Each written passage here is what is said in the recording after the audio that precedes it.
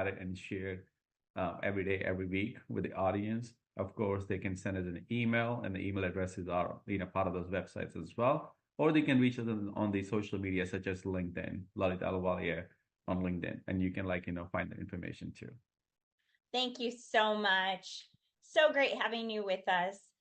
And with that, we are so grateful that you joined us today on Biz Talk. We will see you all again next week. Wonderful. Thank you, Rachel. Once again, appreciate it. Thank you. Take care. This has been a Now Media Networks feature presentation. All rights reserved.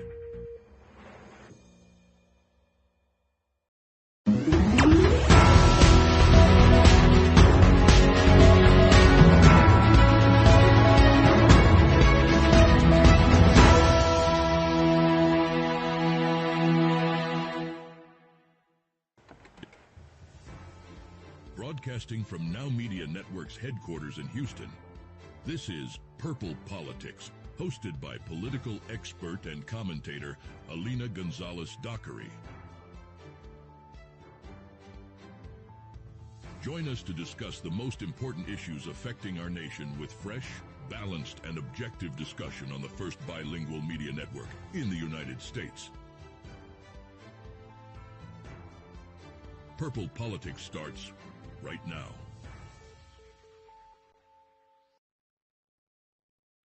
Hello and welcome to another episode of Purple Politics. I am your hostess, Alina Gonzalez-Dockery, and I'm doing a little bit of traveling and visiting with family in a time where most people are gloriously looking towards college graduations and high school graduations and starting to plan the summer vacations.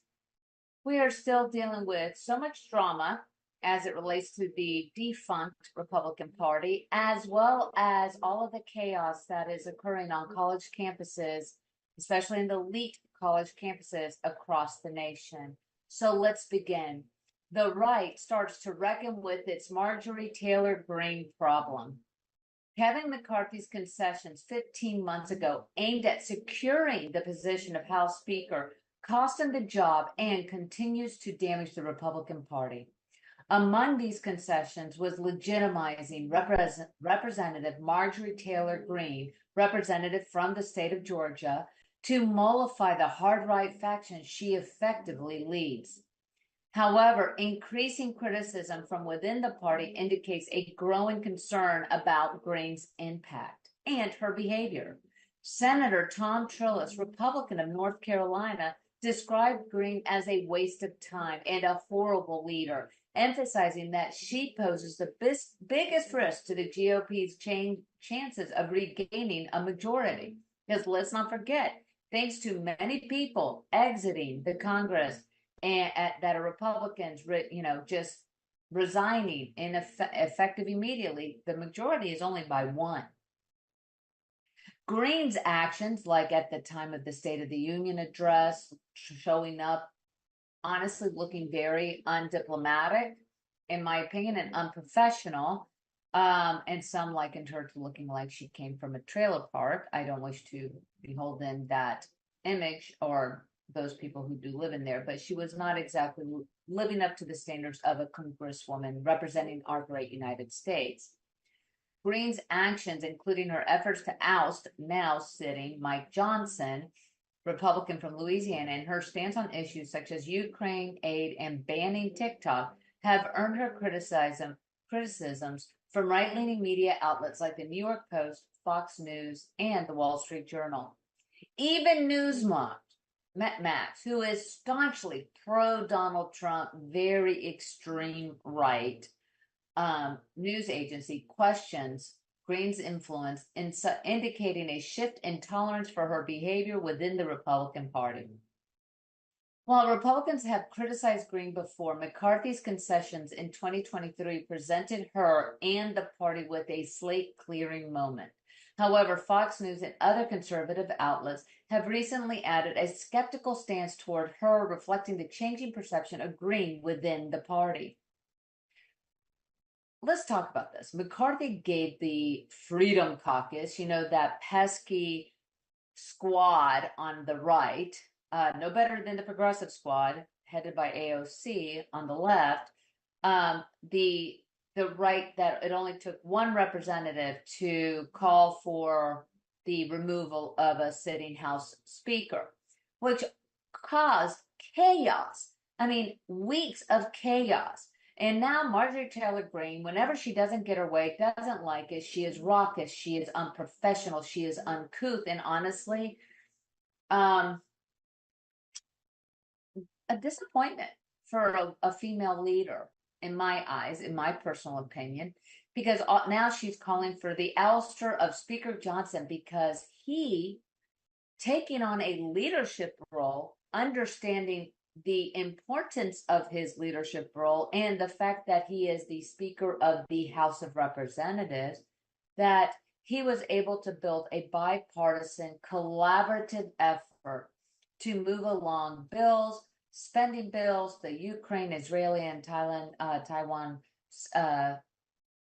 support, as well as the TikTok ban, which, whether you like it or not, unfortunately, this is the hot ticket, feel good moment for them, I guess. She has been an obstructionist. She causes so much issues and also embarrassment.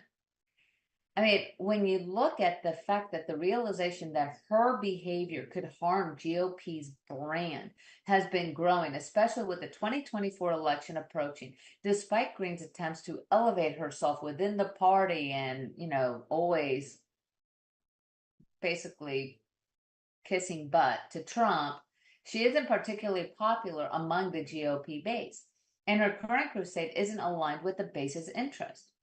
GOP senators are bashing Marjorie Taylor Greene, saying she is dragging our brand down. Senator Tom Tillis of North Carolina strongly criticized Representative Marjorie Taylor Greene, calling her a total waste of time. This is absolutely deplorable, but also it shows that her obstructionist ways and the ways of Representative Getz of Florida and this small strength group, they need to take a major step back and look at, this isn't about their pet projects. This isn't about MAGA. This isn't about Trump. This isn't even about what their little select group they think they represent. This is about leadership and governance. And with Johnson defending his actions, stating that he allowed the House to work its will, emphasizing his commitment to doing what he believes right, which in effect is being a statesman, showing decorum, showing dignity in office, collaborating, working with, and negotiating all members of the House, which is what you're supposed to do as a leader. These are things that should be extolled. And actually, I find ridiculous that you are now demonized if you work and work together in a bipartisan way, which is what it used to be, how it used to be back in the 70s, 80s, 60s, 50s. I mean, every time. I mean, up until most recent. And as further example, with the chaos from the Congress and how some people, whether you're the squad on the left or this Freedom Caucus squad on the right, all they're showing is that they will not listen to different opinions, and they believe in disruption and continued outbursts to get their way. And no wonder, based on these are the examples that our young children are watching, our college-age kids, and this is the Gen X children, okay? Gen Zs are, I would say, for the most part, the children of my generation, Gen X, which makes me wonder where we went wrong, considering we were under, the guise of corporal punishment. We were under strict rules. Yes, there were latchkeys, but from the chaos of McCarthy to now Johnson holding on to his job because others have realized, correctly so, that they can't plummet Congress or the House of Representatives into chaos by even allowing her and other very vocal, boisterous, humiliating representatives to do a small portion, to do the will that to exert their will on a body that is supposed to be governing the United States. Speaking of an arrests at universities are piling up as pro-Palestinian protests spread. And in fact, I would say that some are pro-Palestinian. And I don't know if that is the correct word, because what you're seeing is that you have a lot of young kids and a lot of outside group influence that are promoting and organizing and orchestrating very well these protests going around. But some, yes, are wanting a ceasefire. Some want peace, and it's Jews for peace or pro-Palestine and stuff. But then others, when you see children with placards, and I say children because these are 18, 19, 20-year-olds. And yes, they may be adults in the eyes of the law, but these kids are holding out saying, I am Hamas, I am Hezbollah. That is a serious issue that we have in not even 23 and a half years from 9/11, that we have these young kids that seem to not know what is terrorism. I mean, when you see trans for Palestine, gays for Palestine, and then you wonder if you were in those very strict Islamic states, your life would be in danger. And it also then begs the question, why is it that our youth are willing to spread the letter by Osama bin Laden of the downfall and the evil ways of America when he plotted 9/11? This is something that is happening in academia. And when you look at the unrest in higher institutes of learning like Columbia, Yale, Harvard, now going into Rutgers, USC, where has there been a disconnect? Where has our educational system failed our children? The protests over the Israel-Hamas conflict have led to more than 200 arrests at several universities across the U.S., including USC, Emerson College, the University of Texas at Austin, and demonstrations began at Columbia University, which actually they're now just clearing out and negotiating with these kids. And one group that's not part of these negotiations are Jewish children these Jewish students feel threatened and at harm. But at Columbia University, with their demonstrations and their tent cities, have since spread to other states. Students are demanding that their schools divest from companies doing business with Israel. But yet when you ask many of these same kids, they don't even know what companies. At USC, 93 people were arrested for trespassing after the university ordered protesters to disperse. The campus is now closed to all students. The campus remains closed until further notice, with classes moving online for the rest of the week. Tell me how that is a good resource for your funds when you are trying to educate your children. Demonstrations began at Columbia University in New York and have spread. So we're going to continue with this topic in our next segment because it's very important to see when we have our leaders who are unwilling to talk to each other, work together, listen to each other's opinions, maybe disagree on each other's opinions, but be able to show a decorum, it is now being reflected into our college students. I am Alina Gonzalez-Dockery. Tune back in right after this quick commercial break.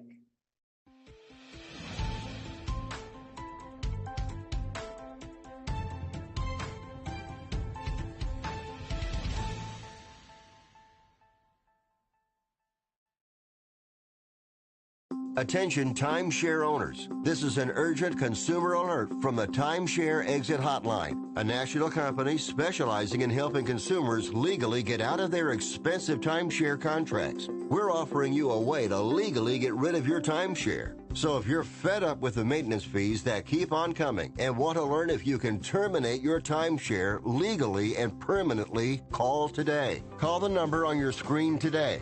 It's a free call.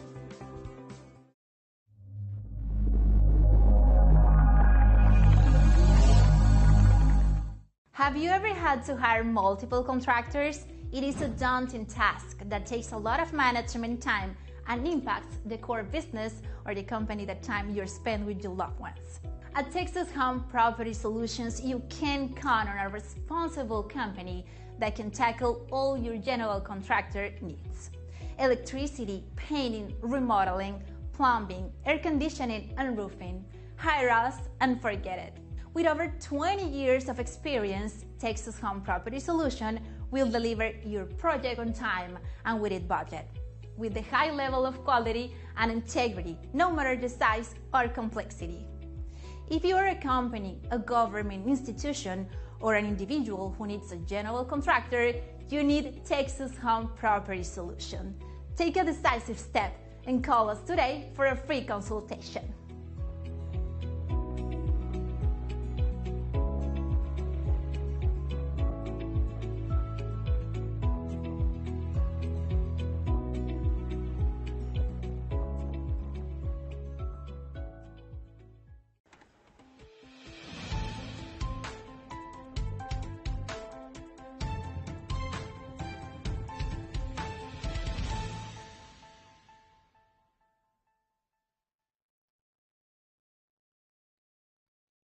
With the pro-Palestinian protest intensifying nationwide, and with multiple arrests to include 108 arrests at Emerson College alone, these protesters have escalated nationwide, leading to these arrests at universities across the United States, and people scratching their heads going, how is this possible? At the University of Texas at Austin, troopers arrested over 34 students during a protest organized by the Palestinian Solidarity Committee of Austin. The university vowed not to let the campus to be taken by the protesters and condemned actions derailing the campus mission. At the University of Southern California, or USC, police have arrested several of the demonstrators after clashes erupted when authorities attempted to clear an encampment. USC's campus is now closed, and classes moved online as a safety measure. In fact, and this isn't just a First Amendment right that they're saying, oh, it's our right to speak up. Yes, you are allowed to peacefully protest. What you're not allowed to do is threaten harm to a group of people, which many of these demonstrations are proving to be extremely vitriolic and anti-Semitic. Closing down buildings, blockading buildings, threatening Jewish students. When you have fear of your personal safety or your child's safety, yes, it is time to act. That is not protected speech. You do not have a right to threaten. You do not have a right to harass in that sense. You're not allowed to, it shouldn't be blocking federal access or roads. Similar protests have occurred at other universities. And yes, if I seem very opinionated, it's because I don't understand. I have lived through the days of, I remember when the KKK would have organized parades through University of Florida or the downtown of Gainesville. You know, and yes, but never were we threatened. Never were we felt like our lives would be at cost. But then with these kids that are screaming out, and some of them not even knowing, but then saying that they want Israel to be destroyed, that all Jews should be expelled, and stating that Jews should be expelled from campus. There is a serious issue in academia and how these kids are being educated, because the propaganda and their ability to be swayed is at an all-time high. And Brown University is now on target with similar protests, where 90 students established an encampment in violation of university policy. At Ohio State University, 2 students were arrested during a pro-Palestinian protest, and at the University of Minnesota, 9 protesters were also arrested and later released. These students are also facing suspension or expulsion. And then that's when they're calling foul, by the way. They don't want to be held accountable for their actions. But yet when they do, then they say there's propaganda, and I've seen it on TikTok going, how unfair, they're locking us out of buildings and such. No, they're actually closing the schools down, universities, which these few thousand are affecting the whole community of university students. And we're going into finals. We're going into graduations. This is supposed to be a time of joy, reaching an end in sight for the semester as well as some college careers, but instead we're dealing with chaos. This is chaos. This is unruly, and this is a direct derivative of propaganda. The demonstrations at Columbia University prompted the university to increase security and hold classes in a hybrid manner for the rest of the semester. Despite the university's ultimatum to disband the protests, encampments remain, leading to tension between protesters and university officials. Also, increasing the fear that is being expressed by Jewish students. Lawmakers and university officials have criticized the handling of the protests. Republican House Speaker Mike Johnson went to Columbia and calling for Columbia's president Manoush Shafiq to resign, while students remain steadfast in their demands and continue to organize protests in solidarity with Palestine. This growing pro-Palestinian protest movement and visualization is much over Israel's military invasion of Gaza. But let's remember something which nobody in these pro-Palestinian statements, which always have their faces covered, they never want to be known by who they are or what they represent or be able to be identified. And there's a problem with that. If you believe that this is the problem, that IDF should be immediately withdrawn from Gaza, and that Gaza needs to be, there needs to be peace between Hamas and Israel, show your face. Don't hide behind it. It's typical of Antifa. This is exactly like, well, not exactly, but it's heading down the road of BLM. And then you wonder, why are they stoking it up? Who is funding these very organized, orchestrated protests when you have students that are gullible? Now, I'm not saying all of them are. There's some that are truly, they have an affinity, they may be Muslim, they have an affinity with the stripes. Nobody wants to see families, especially young children, starving and hurt and killed. But nonetheless, you have to then say that the attack that started all this by Hamas on October 7th, burning, mutilating, raping, beheading children and women and elderly, and now I think they just showed proof of life of one U.S. hostage, Hashif, whose parents have been vigilant to keep his name out there in the news and to show to this government, which seems to have forgotten that we have U.S. hostages held in Gaza. While the scale of this protest are smaller compared to that of the BLM movement in following the killing of George Floyd in May 2020, the current movement has shown remarkable staying power and continues to grow. The protests have been consistent with demonstrations occurring across various cities and regions, including temporary blockades of transportation hubs like Chicago O'Hare International Airport and the Golden Gate Bridge in San Francisco. Also, in Brooklyn, they had a protest where they were flying the flags of the terrorist organizations Hamas, who also is the governing party. They are ahead of Gaza, and Hezbollah. Those immediately were taken down. Those people were taken out. They tried the same thing in Miami, and I will say I am a proud Floridian. I have been born and raised in Florida, and I could not be more proud that my governor has initiated swift action to ensure that the roadways are safe. You don't know who is going there. Why are you blocking roadways? We never were able to do that. I have engaged in protests in my day, but it was always with permitted action, and it was peaceful, and it was a demonstration. Never once did we try to cause this chaos, disruption, violence, vitriol, fear. So, and then looking at who is organizing these protests in the U.S., pro-Palestinian protests, and some are pro-Hamas, pro-anti-Israel, pro-anti-Semitism, while intensifying, it's supposedly demanding a ceasefire in Gaza and divestment from Israel, which, if we were to do that, a lot of the social media tools that these kids love, created by Israel, just saying. The protests are part of the boycott, divestment, and sanctions movement, which aim to pressure Israel over its policies towards Palestinians. Now, let's also remind these people, which these young people don't wish to acknowledge, one, that Hamas did an atrocity on civilians, not military, that the 34,000 those allegedly killed as during this war with Hamas includes militants, but they don't want to acknowledge that either. One has to wonder, when will it stop? One organization within our lifetime, led by Nerdine Kiswani, a 29-year-old activist, has been actively organizing protests.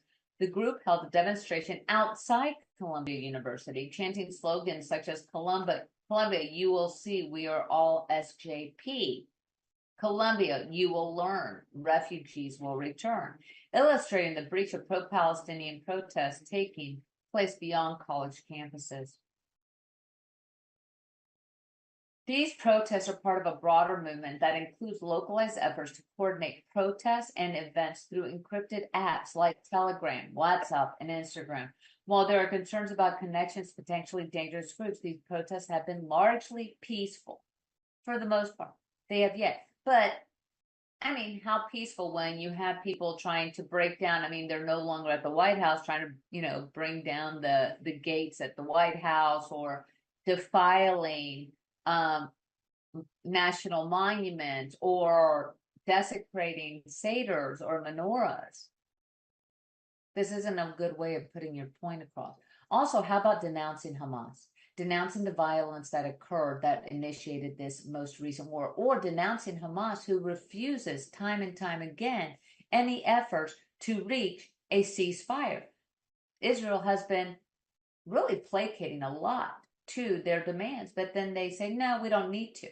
And unfortunately, this further proof that these rampant protests across the nation at the most elite colleges, Vanderbilt, some say the Harvard of the South, they immediately stamped out that encampment, and these students were crying foul and were basically whining on TikTok and other means. And you know what? That's a private university. No rights to stay on there and to trespass. That was stamped out. Maybe this is what we need. We need accountability. Perhaps my generation should have had, which I know I'm a product of accountability, but maybe these kids need to learn accountability.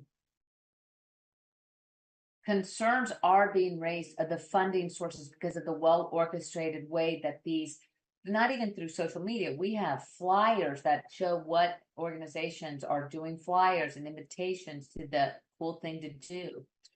And it's very reminiscent of like the Vietnam War days. Let's do sit-ins, let's do encampments.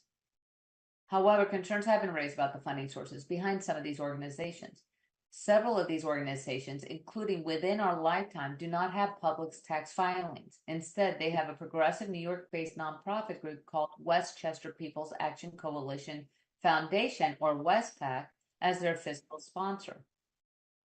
So as we go through this, one of the things that I implore my audience, and I would love for you guys to reach out to me, DM me on Instagram or something, or on TikTok if you see my videos reposted there, what you think. But the bottom line is there needs to be accountability, but there also needs to be a real question. Why is it that in academia, we have lost control of the narrative that these kids are so influenced and so able to be psyoped in a way to follow through with this without knowing the truth? I am Alina Gonzalez-Dockery, and we're going to take a quick commercial break. Be right back as we discuss the Senate passing the $95 billion package to help Ukraine and Israel.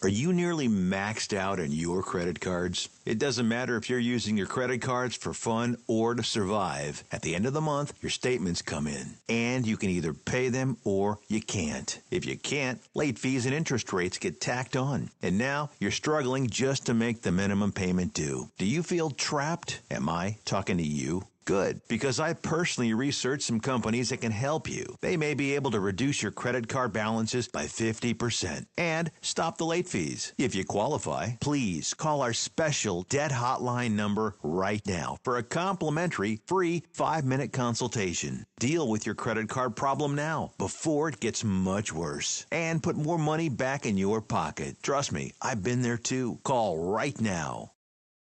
Call 855-993-2096 right now.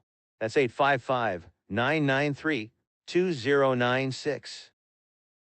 What if this happened to you when you're alone? Or what if it happened here? With MedGuard Alert, you're never alone. You can connect with medical professionals anywhere, anytime. And now MedGuard is introducing our exclusive new CareWatch. If you need help quickly, use it from anywhere to contact medical professionals. No cell phone required. The CareWatch is not only a life-saving medical alert device, it's a revolutionary health monitoring system that checks your blood pressure, heart rate, oxygen saturation, and much more. And here's the best part. If you have Medicaid, you may qualify to get your CareWatch for free. The CareWatch is only available through MedGuard Alert. Call us right now. We have monitoring programs starting as low as $1 a day. The call is free, activation is free, shipping is free, and no contract is required. Remember, with Medicaid, you may qualify to get your CareWatch for free. Don't wait. Call us to get your CareWatch right now. Operators are standing by.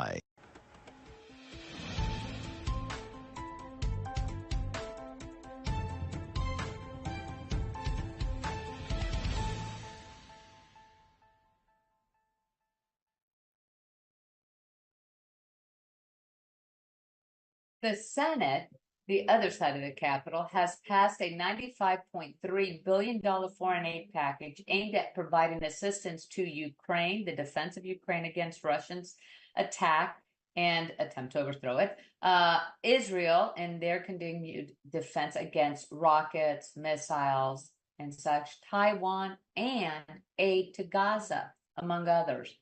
The bill includes provisions to bolster the Ukrainian defense systems against Russia's invasion, fortifying Israel's missile defense systems, or the Iron Dome, which was extremely effective when Iran, deployed 300 ballistic missiles and drones, and forced the sale of Chinese-owned TikTok in the U.S. The measure, which faced months of debate, split the Republican Party, with rank-and-file members, Marjorie Taylor Greene, hello, openly rebelling against their leaders. The bill passed the House on Saturday and now awaits President Biden's signature after being signed into law on Wednesday. The aid package includes significant funding for Ukraine, with most of it designed for the U.S. defense industry to provide additional weapons, such as ammunition and rocket launchers. The bill also includes humanitarian aid for Gaza, as well as sanctions on Russia and Iran. Senate Majority Leader Chuck Schumer credited the White House and Republicans who backed Ukraine for advancing the measure. The bill had broad support in the Senate, with almost all Democrats and a majority of Republicans backing it. The passage of the bill sends a strong message that the U.S. remains a trustworthy and reliable ally, according to Senator Chris Coons, especially in the eyes of Europe, although the European allies and friends are very much watching our election because they are nervous based on what Trump has made, the Trumpisms, his assertions that NATO needs to pick it up, the Europeans need to pick it up, their portion. But the reality is they have also been increasing their support, with Germany being the second biggest supporter of Ukraine. However, this bill has divided Republicans in both the House and the Senate. While a majority of Republicans supported the bill, some opposed it, citing concerns about federal budget deficits and domestic challenges. Senator Ted Cruz called his opposition to the proposal one of the toughest votes he has cast during his time in the Senate, expressing concerns about humanitarian aid ending up in the hand of terrorists. Very valid point. However, it is the right thing to do. Now, with this aid being passed, Senate Minority Leader Mitch McConnell wants military buildup after big win on the Ukrainian aid. Senate Minority Leader Mitch McConnell aims to increase military spending for our own protection after successfully leading the Republicans to support this $95 billion aid package.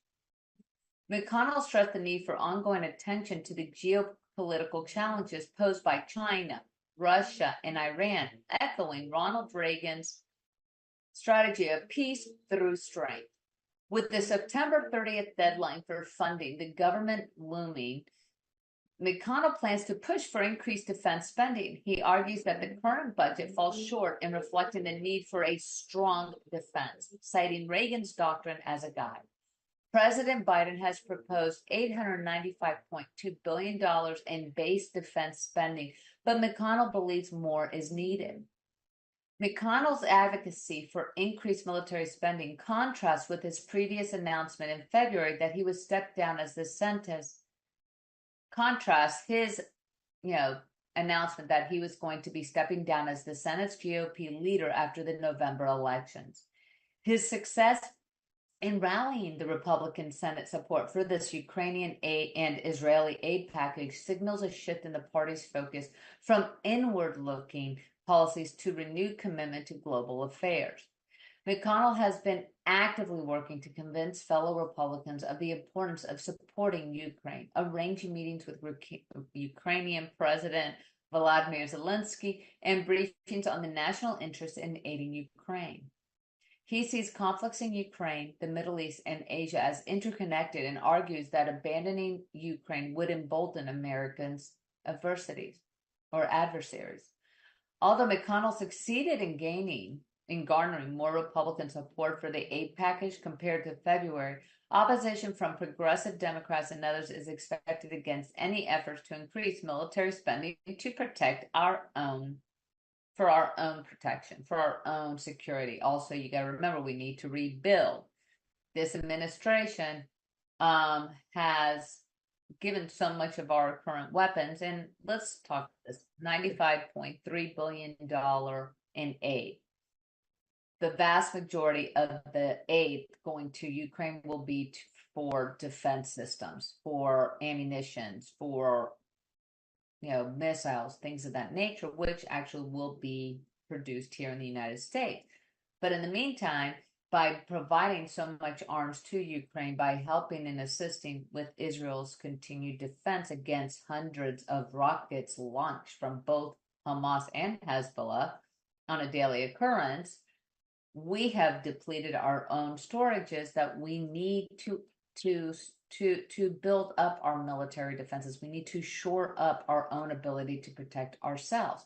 Let's not forget, we had Chinese spy balloons floating across the United States without problem. This also marks McConnell's way of going out and leaving a legacy. McConnell, who is 82 years old, yes, of the quiet generation, much like my parents, he has done his time, and he is trying to secure the United States.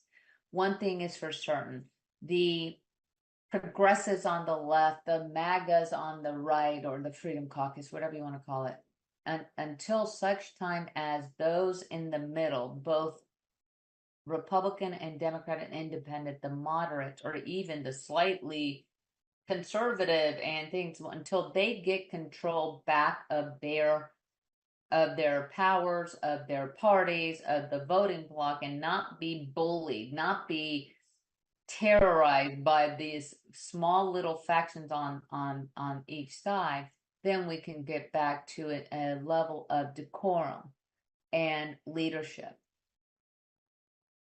Mitch McConnell is correct, and you have heard even Biden say strength. Through strength there is security. Through strength there is peace. We are seen as weak. We have been getting hit ever since that disastrous Afghanistan exit, to now in Africa and Chad, where our military forces are pulling out, which is another major setback on the world stage of our ability and leadership in international ways. And yes, this election year is important. And European nations are looking at our elections, and some are fearful because Trump has stated that he has not necessarily been a big proponent of NATO or of the war in Ukraine. But he also has stated that, yes, he believes that there needs to be support. He just wants to make sure that it is pro rata equalized throughout. But one thing's for sure, during Trump's first administration, we had a very strong, healthy military spending. We had been investing in our military and our security, it has been depleted over these past 3, almost 4 years. And Mitch McConnell's calls for more spending in shoring up our military. And at a time that we are now having difficulties, even recruitment, let's hope that the powers be, the leaders, step up and say it's time to coalesce and do what's right. I am Alina Gonzalez-Dockery. We're going to take a quick commercial break, and I want you to tune right back to when we're going to be discussing more news on the political trials and tribulations of former President Donald J. Trump. I'll see you right back.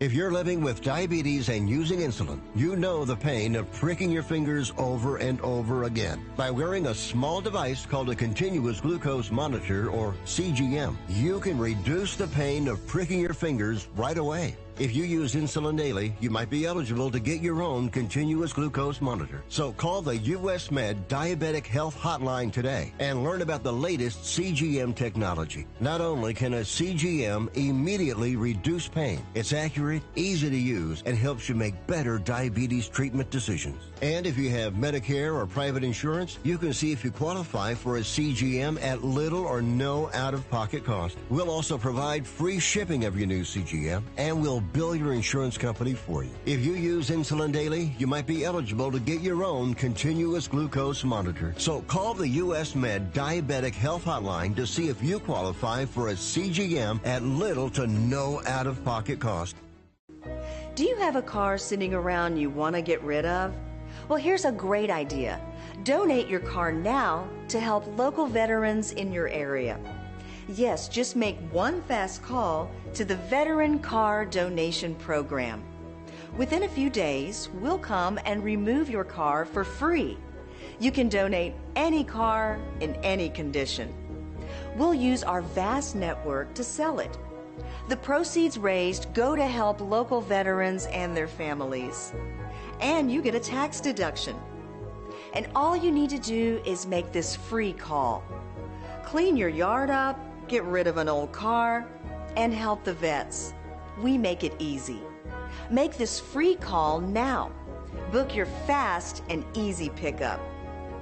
Call the Veteran Car Donation Program now.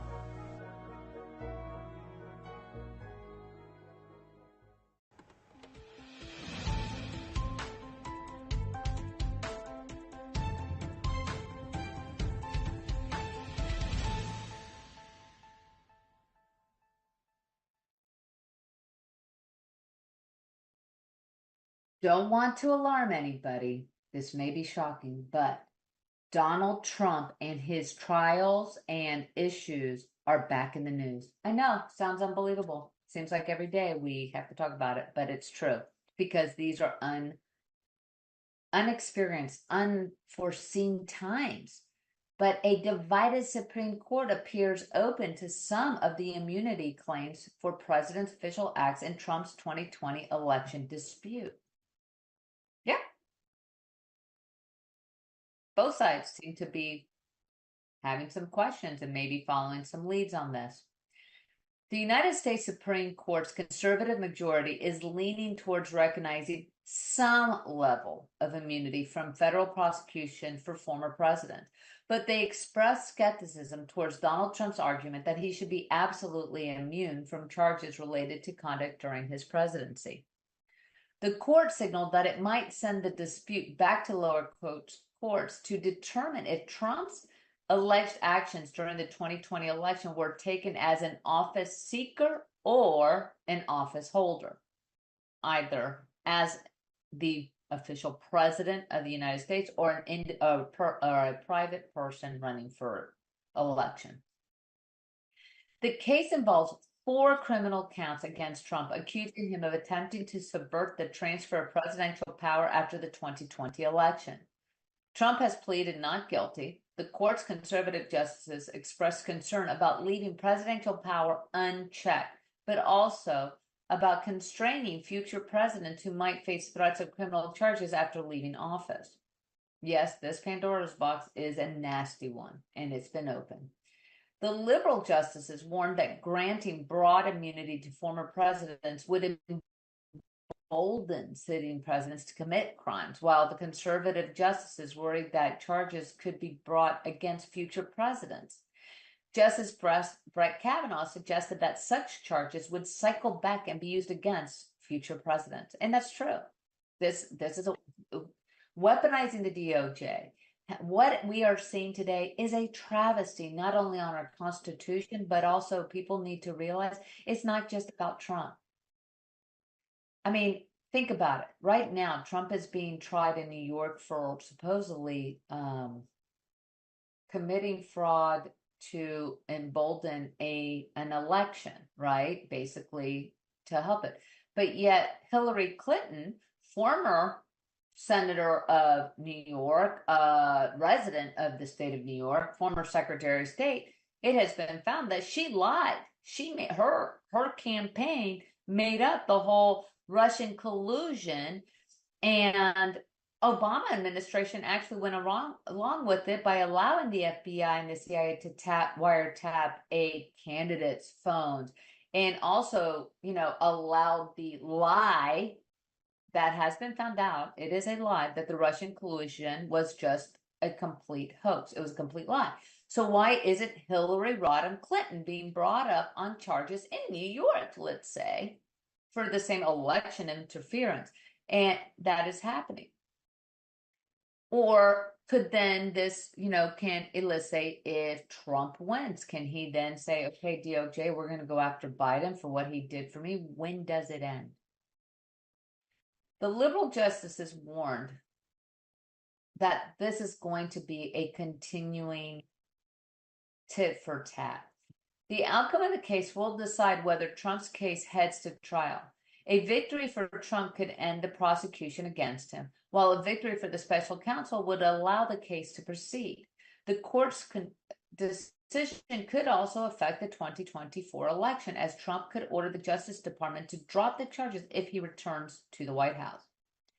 During the oral arguments, the justices grappled with whether a former president is immune from criminal prosecution for acts undertaken while in office. The court considered what constitutes an official act and questioned whether Trump's actions around the 2020 election were official or private. The case has raised questions about the extent of the presidential immunity and whether a former president can be criminally prosecuted.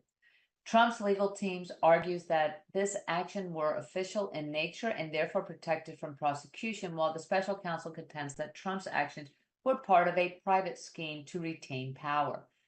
The court's decision is expected by the end of June. Now, again, this also has implications because the longer they hold off on making a decision, the Washington, D.C. federal criminal trial cannot proceed. So therefore, if they do, let's say they make a decision, no blanket, there's no immunity, you can proceed, then that makes the trial in Washington, D.C. beginning in fall, which leading right into the November election. Now, if the Supreme Court of SCOTUS says, we're going to kick it back to the lower court so that they can make a determination whether these acts are either by a private individual or in an official manner, that will then further delay the ability to bring to trial these issues or these indictments until such time after 2024.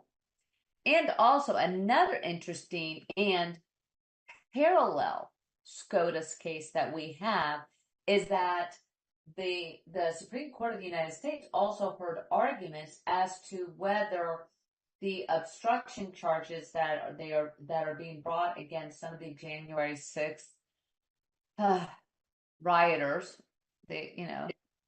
I'm not calling them peaceful protesters. They weren't. They were rioters. No better than what we are complaining about these young college kids doing. No better than the looting and the rioting and the burning down and violence we saw during the George Floyd riots plaguing cities around the nation. But there is an important thing because they have now heard arguments and had their arguments about whether you can bring an obstruction case that has no nexus on to the actions of Jan 6, and if it is found that no, you cannot bring this obscure law, which was literally brought because for against Arthur and Anderson when they were shredding financial documents and such, where that was the obstruction, whether this could be here, because they were even questioning in that argument, well, what about the congressional member who flipped the fire alarm to prevent a vote because he didn't like it? Or the pro-Palestinian group that have stormed the Senate cafeteria, stormed the Senate hearing chambers, preventing them from going forward on there. Or the fact that you've had other peaceful protesters, which in fact were mobs, doing everything they can to prevent legislative hearings to occur. So in other words, what's good for the goose is also good for the gander. You can't just have one side saying, oh, that's okay, we're going to allow you to commit hara-kiri to prevent and obstruct the ability for Congress to do its job or for the Senate to do its job, but then say, oh, no, we have, you're not allowed to protest us and prevent this. It has to have an equal balance. That's the whole point of the scales of justice. That's the beauty of what our Constitution has granted us and the beauty of our forefathers. And now with other more criminal actions and liability, I will say, whether you like him or not, I do feel bad for Giuliani. He should be really enjoying his golden years. He was an excellent mayor of New York City. He handled himself incredibly well in the wake of 9/11 attacks and the destruction of the World Trade Center. He was a very highly regarded attorney general, prosecuting RICO and really cleaning up the streets of New York City. Now he is facing yet another indictment, this time in Arizona. A years-long criminal investigation into efforts to overturn former Donald Trump's defeat in Arizona has led to indictments against 18 individuals, including Rudy Giuliani and Mark Meadows. Arizona's Attorney General Chris Mays announced that a state grand jury approved criminal charges against these Republicans who submitted a false document to Congress asserting that Trump won the battleground state. The charges include fraud, forgery, and conspiracy. Joe Biden won Arizona by over 10,000 votes in 2020, flipping a state Trump won in 2016. The charges in Arizona follow similar indictments in Nevada, Georgia, and Michigan. The indictments stem from actions by individuals who claim to be Arizona's Republican electors meeting in Phoenix on December 14, 2020 to sign a certificate asserting that they were the state's duly elected and qualified electors. Among those indicted are prominent figures in Arizona politics, including former state GOP chair Kelly Ward and state senators Anthony Carr and Jake Hoffman. Democrats have criticized these individuals as fake electors, alleging they engaged in a scheme to undermine democracy. However, the defendants argued that they were relying on legal advice and historical precedent, suggesting the certificates were a legitimate means to preserve objections to a contested election. The drama. I'm sorry. It is never ending. I know. It's just, you got to think. One side is crying foul here, then we're finding that while crying foul, they're committing foul. It's two wrongs do not make a right. The indictment states that the defendants schemed to prevent the lawful transfer of the presidency to keep unindicted co-conspirator in office against the will of Arizona's voters, with Trump being referred to as the unindicted co-conspirator. The defendants also include attorneys John Eastman, Jenna Ellis, and Christina Bobb. Mays emphasized that the importance of upholding American democracy, stating that she will not allow it to be undermined. Despite these charges, Giuliani, Meadows, and other defendants have not yet commented on the indictment. The legal proceedings are part of a broader effort to address the aligned attempts to overturn the results of the 2020 election, but it's also And yes, I will state it. This is a targeted offense. I mean, never have we seen such a targeted, well orchestrated plan against a former president and his constituents, and also the indictment of attorneys who are making arguments. This is going to bite other people's tuchuses, I promise you. And a real quick note, because I found this to be really of interest, because I think that you can find that this holding by the Superior Court of New York State may have some implications on Trump's current criminal trial. Harvey Weinstein sex crimes conviction thrown out by the New York High Court. Harvey Weinstein's 2020 conviction for sex crimes was overturned by the New York's highest court, which ordered a new trial. The court ruled that the trial judge made fundamental errors, including allowing testimony that shouldn't have been admitted. Weinstein was found guilty of third-degree rape in a first-degree criminal sex act. The ruling won't set Weinstein free by any charge. He's been convicted also in California. However, this is what is the most important aspect of this thing. Judge Jenny Rivera, writing for the majority, which was a 4-3 majority, said that the trial court improperly allowed testimony about Weinstein's alleged past acts that weren't part of the charges, which is what the prosecution in the New York case against Trump are wanting to bring E. Jean Carroll and others that are not part of these charges. Her fraud or her defamation case and her alleged sexual harassment case has nothing to do with the charges, and many people still don't know what the charges are because those kind of keep being redefined by Bragg. The court ruled that an accused person has the right to be held accountable only for the crime charged, and that allegations of prior bad acts shouldn't be admitted to establish a propensity of criminality. Just like when the judge in the New York trial against Trump found that his former attorney who pled guilty for tax evasion and trying to avoid major prison time, that also pled guilty to election interference. They can't use his guilty plea against Trump. And also there was an admonishment in the sense of, or a reminder, I should say. It was an admonishment of this one judge in the Weinstein case, but it was a reminder that in the United States, we have constitutional rights through the 14th Amendment of our Constitution, the due process, right to due process, and that every individual charged is innocent until proven guilty. In a current era of cancel culture, social media, internet, and anybody and everyone extolling their opinions as fact, we have lost our way on that, because now, thanks to this cancel culture, you are now guilty until you prove yourself innocent. And even if you do prove yourself innocent, good luck. You still have to try to then rebuild a reputation.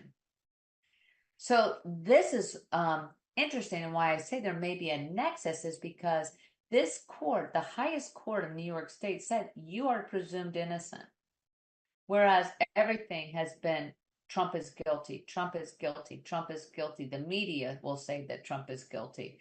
And yeah, it doesn't help that he's bombastic and such, but there is the right to, you have the right for due process. You are not to be, you can't use innuendo or other allegations or people's rumors against someone that is being held for criminal charges. So it's going to be interesting how, or if and how, the criminal defense attorneys for Trump will be looking at the Weinstein case, at least the holding. I'm not saying the exact Weinstein. He has been shown to be a disgusting pig, but the holding is very important, because that is what our Justice Department is supposed to be about. That is what our judicial system is about: fairness, about being blind to what is out there and innocent until proven guilty. I am Alina Gonzalez-Dockery. Thank you once again for joining us on Purple Politics. I hope all of you have a wonderful weekend, and I'll see you here back next week. And I pray that we will have calmer times among our universities as we begin to celebrate those graduates and their futures. This has been a Now Media Networks feature presentation. All rights reserved. Do you have a car sitting around you want to get rid of? Well, here's a great idea. Donate your car now to help local veterans in your area. Yes, just make one fast call to the Veteran Car Donation Program.